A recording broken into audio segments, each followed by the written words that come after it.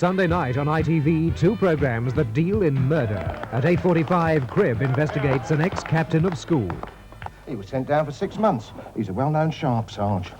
You sure? What was the lay? Oh, the Underground Railway dodge. He was telling old ladies he could bribe the Metropolitan Railway Company not to tunnel under their houses. He got £300 from a Mrs. Hassel-Smith and 200 from Miss Halliwell next door. Well, there is no underground in Norwood. Oh, that was the clever part, Sarge. Now I propose to mark this reunion by instituting a fund, the old Petershamian Fund, to be at the disposal of the school. And then at 9:45, Tony Franciosa has more than one reason for wishing his wife dead. Be careful. Oh, I'm sorry.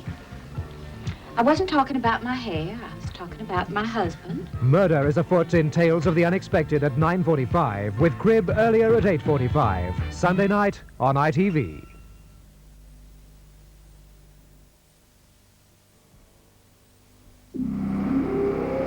If you're looking to put the brakes on your motoring costs, you could learn a thing or two from the heavyweights.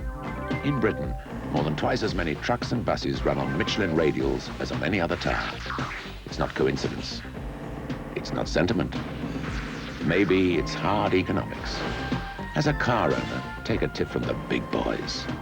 Switch to Michelin for longer life. The writing's on the wall. From the banks of the Dordogne come some of the best but lesser-known wines of France.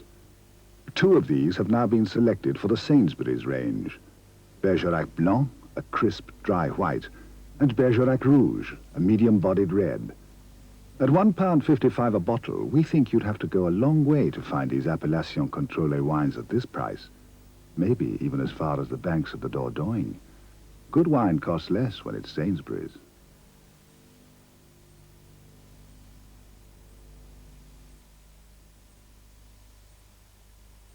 The big match at 10:15 and how Ipswich faltered at Middlesbrough. Dramatic day for Norwich in a relegation battle against Leicester. Cup finalist Spurs against West Brom. The winner of our golden goals, and news now from Jon Snow at ITN.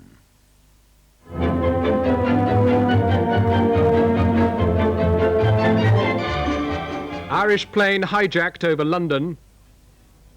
Former Trappist monk holds 100 passengers hostage. Billie Jean fights money demand from woman lover. Aston Villa lose the match but win the championship. Good evening. An Irish plane hijacked over London with more than 100 people on board is still sitting on the tarmac at Le Touquet in northern France after 9 hours. 5 women and 6 children have been freed. A French anti-terrorist team wearing bulletproof jackets and carrying fire extinguishers and ladders have surrounded the plane. First reports suggested that the lone hijacker was an Iranian. It's now clear that he's a former Trappist monk named Lawrence James Downey, an Australian who's been living in the Limerick area of the Irish Republic. His motives for the hijack are religious rather than political. The first sign that anything was wrong on Aer Lingus Flight 164 from Dublin to London came as the pilot and his crew were preparing to land at Heathrow just before 1:45 this afternoon. The hijacker burst into the cockpit and ordered the captain to fly to Tehran. The Heathrow control tower advised him to make first for the French coast for refuelling at Le Touquet. John Underwood is there. When it landed, the Aer Lingus Boeing taxied to a small apron on the perimeter of Le Touquet Airport. The local authorities who've taken control of the security operation acted swiftly to close the airport itself and local airspace. While daylight continued, armed riot police kept well away from the plane. As for the hijacker, Lawrence Downey, he continued to pace the aircraft, occasionally pouring petrol onto his robes, in an attempt to make it clear that if his demands were not met, he was prepared to die along with his hostages. It's feared he may also have a bomb in a suitcase.